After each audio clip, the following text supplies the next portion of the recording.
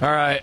What's your opinion? Mechanical engines or electronic engines? There's a lot of people in the comments on both sides. I don't even know where to begin. So, I mean, mechanical's awesome, right? We don't have the electronics. They run and run and run.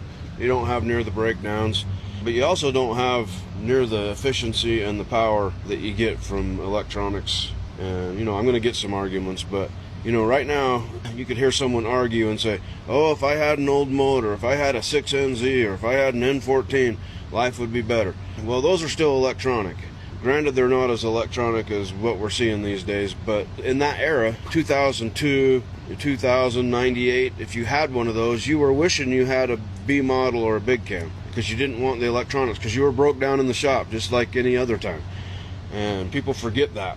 And now they wish they had a 6NZ, which is still electronic, and so you're never going to make anybody happy. But mechanical was great. It had its place in time.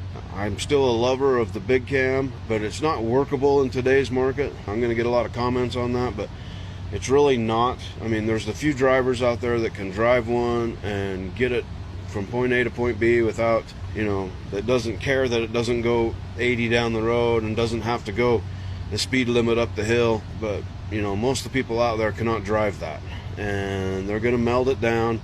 They're not going to be happy with it. And so, yeah, electronic is what you got to have for today's market, especially for today's driver. There's definitely some good drivers out there, don't get me wrong, but there's a lot that don't know anything, and that's what these motors are built for, so that you can drive it down the road, hopefully not have any problems, and they're kind of foolproof to a point.